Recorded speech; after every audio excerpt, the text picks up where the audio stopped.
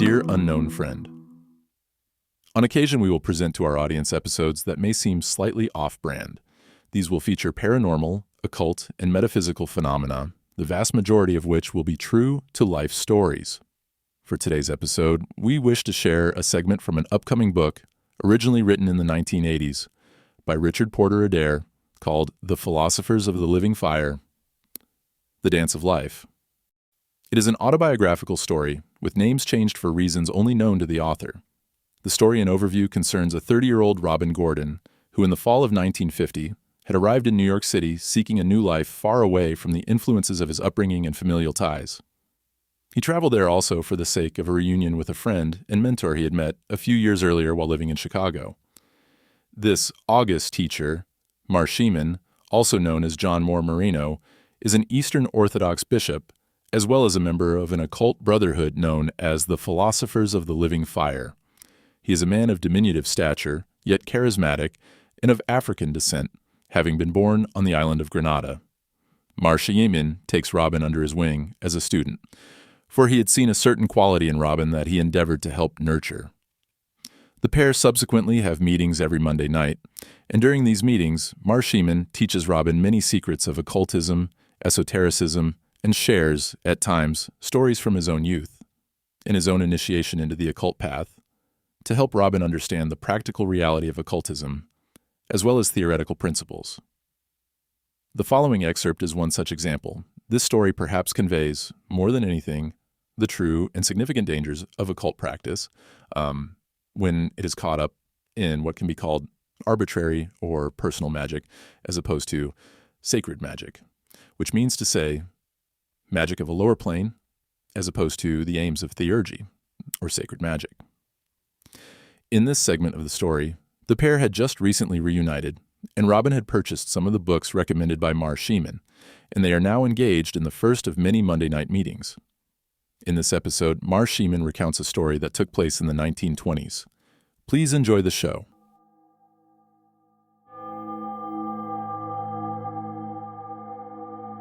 Arriving back at his apartment about 8 o'clock, Robin nodded to TA across the street, who was busy sweeping the sidewalks. He then welcomed in Shimun, who was punctual and kindly in his manner. "Well, well, well. It is good to see you, young Robin," exclaimed Shimun. "Truly, Bishop, I am honored. Please make yourself comfortable. I'm just lighting up the hearth fire to make everything cozier. You might take a look at the books I got today. They are on the desktop there." Shimun strolled over to the desk and perused the purchases. "Very good, Robin. I prepared an outline which I am leaving with you tonight. It will serve as a guide in exactly what you must try to learn from these books. We will go over these subjects repeatedly to test your progress. As to our regular meetings, we will utilize them as a form of lecture, which you should note down after I have left. This will test your powers of retention and attentiveness." "Sounds good," replied an excited Robin. Shimun took a seat by the fire and extended his palms towards its glowing warmth. In order to illustrate certain powerful forces at work in the universe, true life experiences may be drawn on. Over our next few meetings, I will share some of these experiences. Tonight, I will tell you of one I had during the years I spent in Costa Rica. Robin went to the kitchen, then returned with some ginger tea for his guest, and took a seat adjacent to the bishop. "I'm intrigued, Bishop," Robin exclaimed with enthusiasm. "Ah, ginger tea on such a cold night. What a blessing. Thank you, Robin." He carefully sipped the tea, then placed the mug on the table by his chair. "Now, Robin, I have already told you of my physician friend, Armand, who was the one who persuaded me to go to that exotic little country. Well, we went there and rented a tiny 2-story house not far from the city square. Here Armand hung out his shingle. It was not long after that our first adventure started. One afternoon, into the little surgery came a small chap with a case of dysentery. He was the last patient of the day and wanted to talk. After he commenced, Armand called me to the office. I joined him from upstairs where I had been writing. This is his story. He said, "I am Julio Mendez.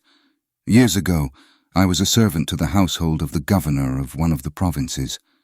The governor was married to a devoted woman who ran a most efficient house. He was an intelligent, very ambitious man who had hopes of becoming head of the government of the whole country itself. But such ambitions require more than just intelligence and ambition. He knew this and had examined the ancient lore of my native people. This quest he had undertaken led him to many places, to many people, and to many taboos that most of society has never heard of. I knew only in general about this mission of his, but one day it all came to a head. He had a marvelous cane. He had picked it up on his inland travels somewhere, and it was his inveterate companion. He had it with him night and day for the several years I served him and his family. The cane was intricately carved and resembled a serpent. Never had I ever seen such work before. It was almost as if it were real, but in solid, petrified form. On this particular day he was in a frightful bother, pensive and rushing about. He departed in his carriage in great haste for the governor's house, but left behind the cane which had been his constant companion. A little before noon, I heard his wife scream, "A snake! A snake!" I ran to the veranda and found her beating a snake with a stick. It lay forlorn and dying on the floor. At that moment, we heard the governor's carriage approaching at full speed. As the carriage pulled up in front, the governor, not waiting for the footman to dismount, flung open the carriage door, leapt to the ground and raced onto the veranda. He yelled, my cane, where is it? I have failed. Each day I must feed it the blood of a live chicken." Seeing the expiring snake on the floor, he said to his wife, "What have you done?" She said, "I came on the veranda and found it coiled here, so I cried out and then beat it with this stick." He said, "You have killed me, for I die when it dies." Before our eyes, the snake and the man expired together. He collapsed in a heap. His wife mourned for many days, and it took much prying on my part, his personal servant, to discover the whole tale. Armand and I sat in silence, spellbound by the story, while Julio continued this fantastic tale.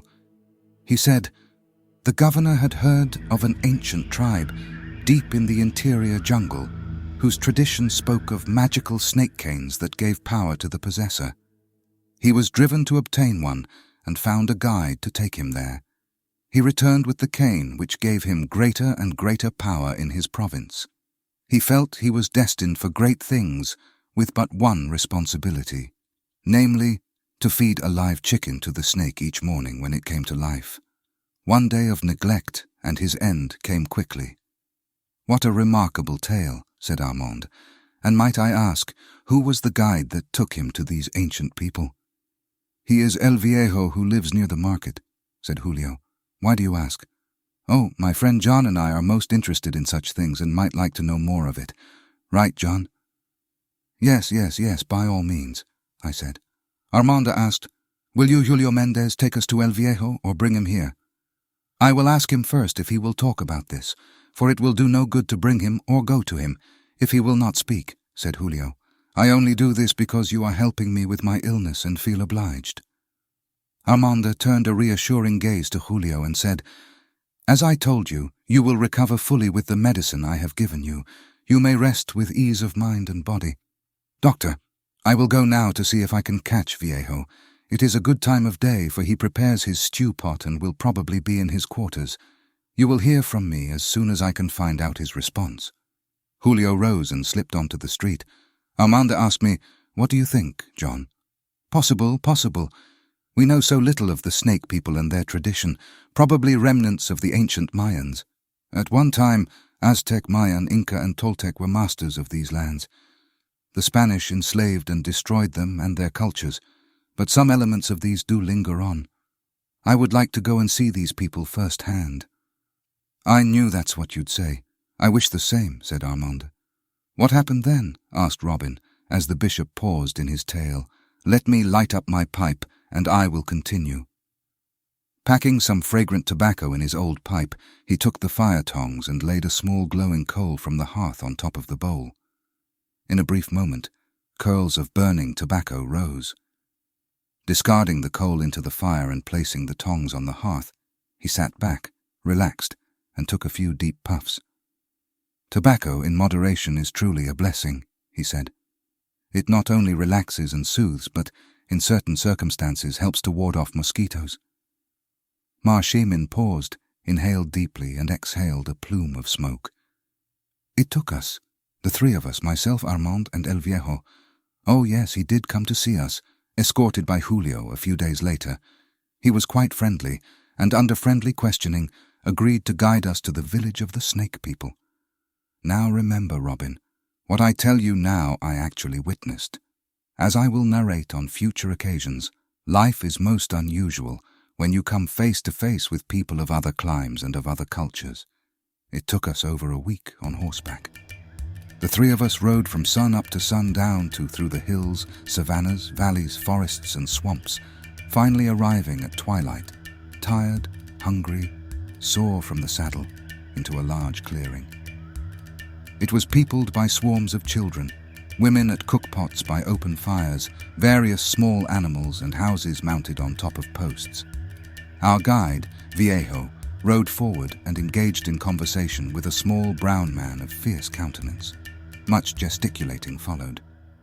Finally, Viejo turned and said, "They will accept us and have offered food and shelter.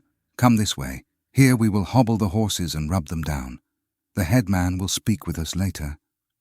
Women brought us food, and a hot drink of some strong herbal flavor. Viejo said, "That hut there, on those stilts, is where we are to sleep." Smoke hung in the air, and our pipe smoke also helped to subdue the whine of many mosquitoes. As darkness became all-embracing, only the light of the stars and the glow of many small fires told us we were in the world and not dreaming. A voice spoke from the shadows, in a tongue of which I knew nothing. Viejo said, "Headman says come." We rose, went to a large stilted house and climbed into it by ladder, seating ourselves on crude mats. The interior was faintly lighted by what seemed to be coals of wood burning on an earthen base. It was too dark to tell. Even the headman was hard to see, but his voice was clear and strong, though only Viejo understood his words.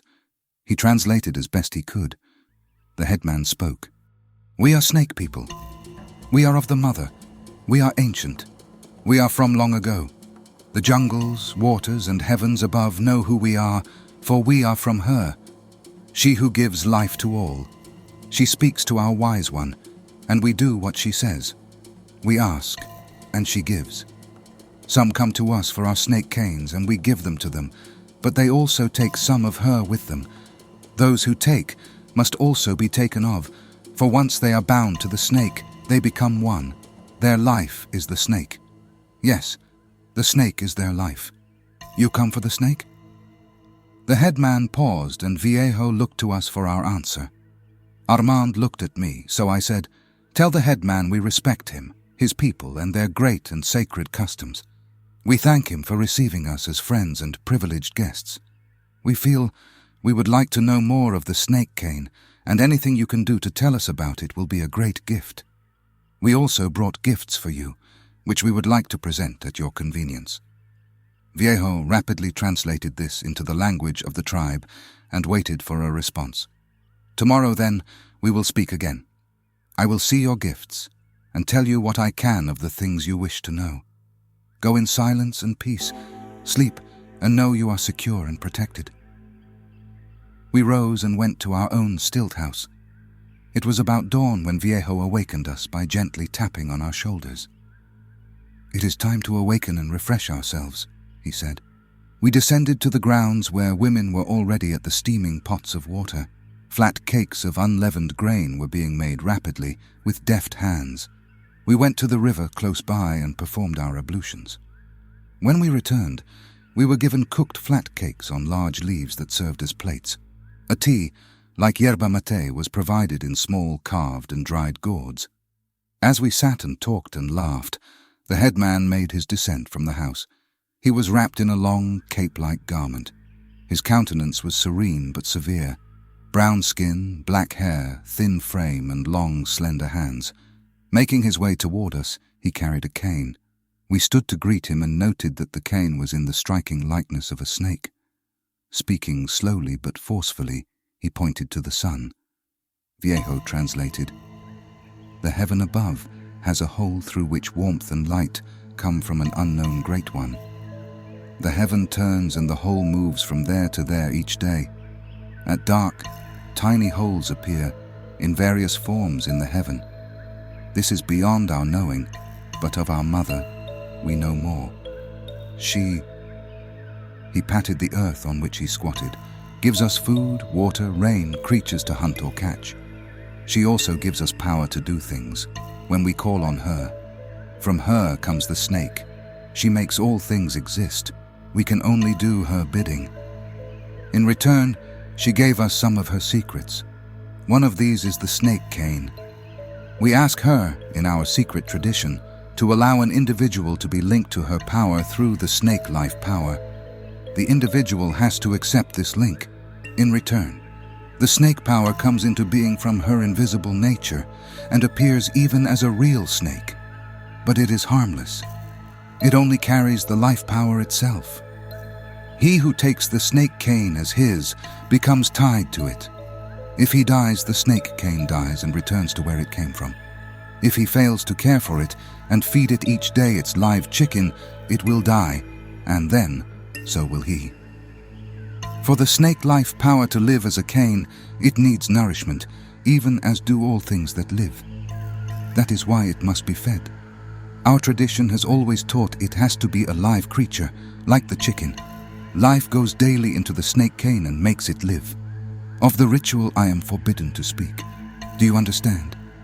"Yes, we understand," said Armand. "It is time for this cane to have new life.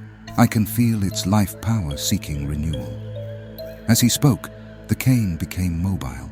It fell into a coil on the ground, raised its head, and peered about. The headman received a chicken from a woman behind him and placed it before the snake, which fixed its eyes on the chicken. A spell seemed to settle over the chicken, as if it were mesmerized. Then the snake struck the bird with fangs extended. "She allows life power to go from creature to creature," said Viejo. "There is no loss, no pain." The snake had moved away from them with its prey. "She is gentle and kind. We only feel she is cruel, but it is the same with all life. We are born and we die, but it is merely life power changing from one thing to another. This is all I can tell you. If you seek a snake cane, a special ritual must be held." No, such is not our wish. We merely seek to know things, to understand. Our gratitude is great for your showing and telling us." So saying, Armand placed knives, metal cups, spoons, and colorful trinkets at the headman's feet. Reaching to one side, the headman pulled the replenished snake by the tail. It was no longer limp and alive, but stiff and a cane. He held it up, and using it as an aid in rising to his feet, said, "Once each day life must be renewed." And he bid us farewell. Rising, we bowed as he walked away. We left the village soon after witnessing this marvel and returned to the city. Shimun, having finished his story, rose to his feet with the aid of his own cane. He took a piece of paper out of his pocket and held it out for Robin to take. "So, Robin, I'm leaving you to consider what I have told you, and perhaps reflect on the law of cause and effect, or law of compensation in this regard. I must now take my leave, but do get to practicing the ritual of the pentagram. Here are the instructions. Follow them with great care to detail, until the next time we meet." Robin escorted the bishop out onto the sidewalk and across to the avenue, where he saw him safely onto an uptown bus. "Thank you, Bishop," he called. Returning to the apartment, Robin plopped into a chair and stared into space. He began to reflect on the many tales he had heard of Caribbean, African, Indian, and Spanish lore. Dear unknown friend, this is all we will share from the novel for this episode, but we will share more of Shimun's stories throughout the new year. Happy holidays, and may grace, gratitude, and abundance be yours. So mote it be.